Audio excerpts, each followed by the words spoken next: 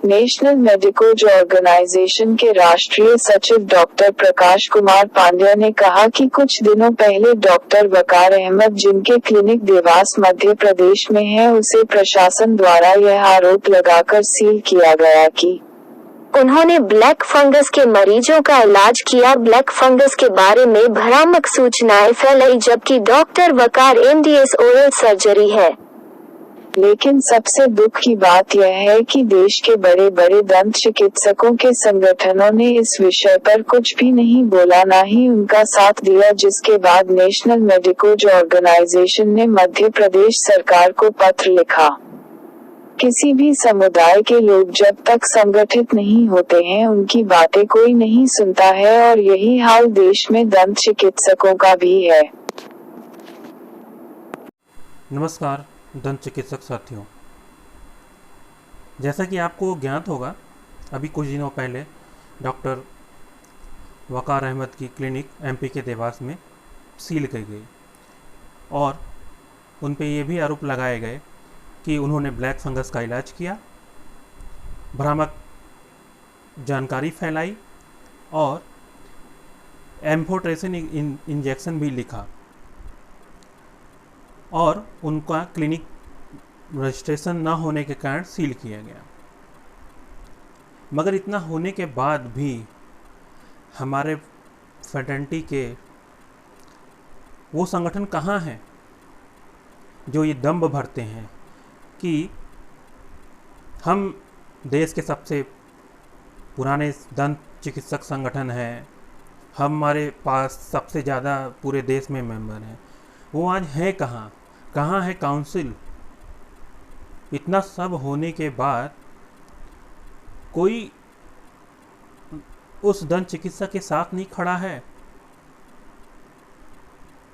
अभी हम ये सोच रहे हैं कि हमसे क्या मतलब, हमारा क्लिनिक पे थोड़ी ना छापा पड़ा है, लेकिन वो घटनाएं किसी के भी साथ हो सकती हैं और फिर आपके साथ भी यही होगा, आपके साथ भी कोई नहीं खड़ा होगा।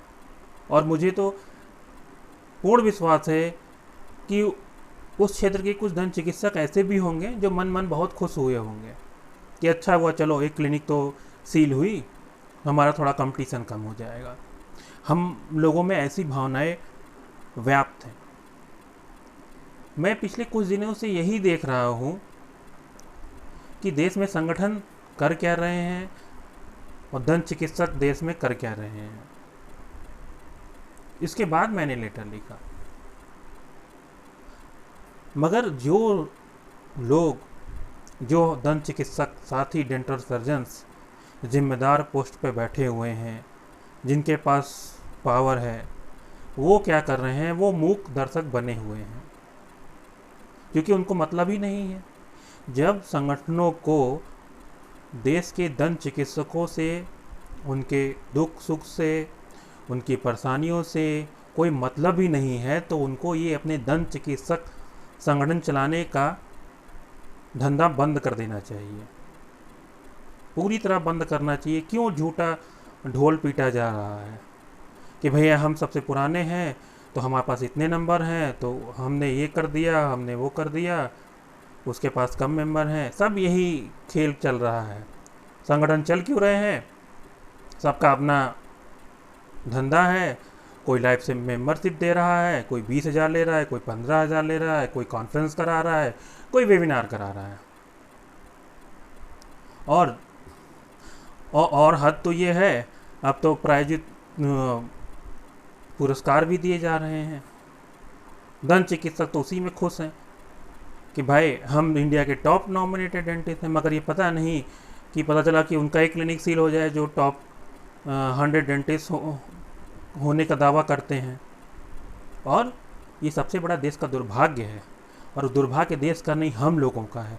जो भी कम्युनिटी, जो भी फ्रेटर्निटी एकजुट नहीं रहती है, उसके साथ यही होता है, और यही हो रहा है।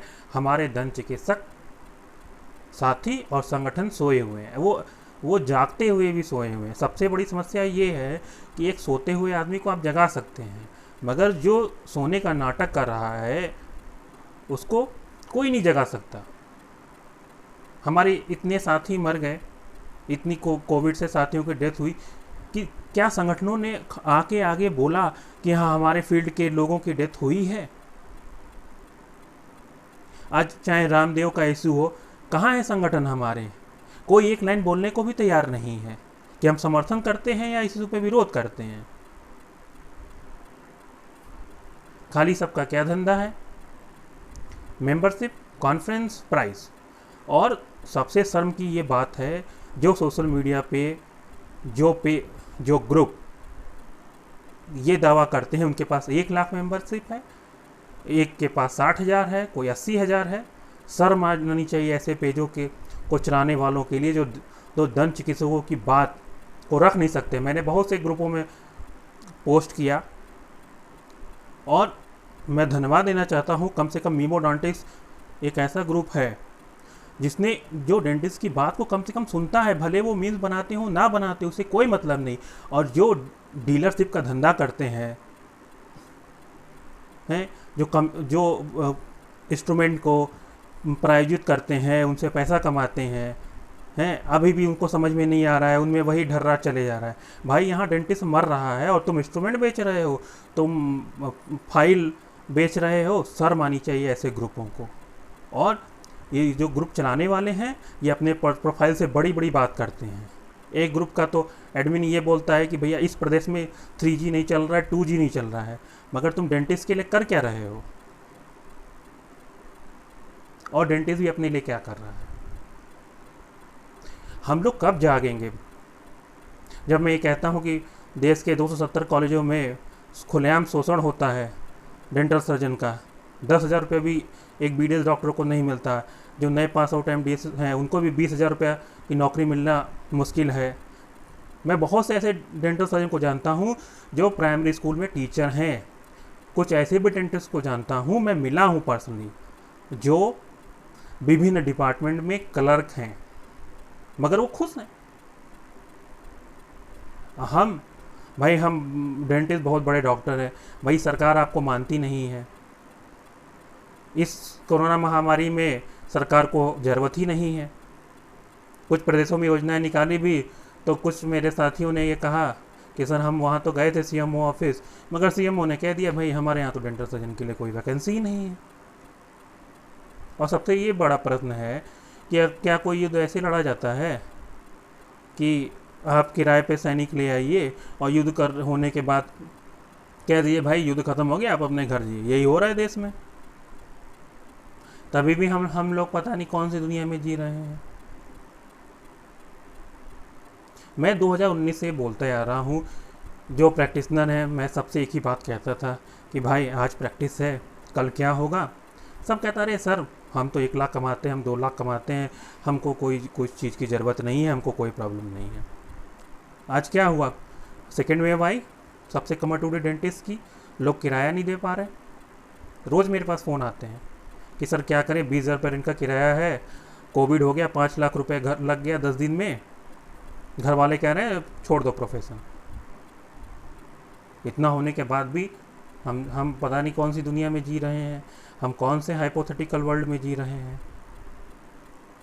और अगर हम आज भी नहीं जगे तो भगवान भी डेंटल सर्जन को बचाने नहीं आने वाला है, क्योंकि भगवान भी उसी की रक्षा करता है जो अपनी रक्षा खुद करना चाहता है।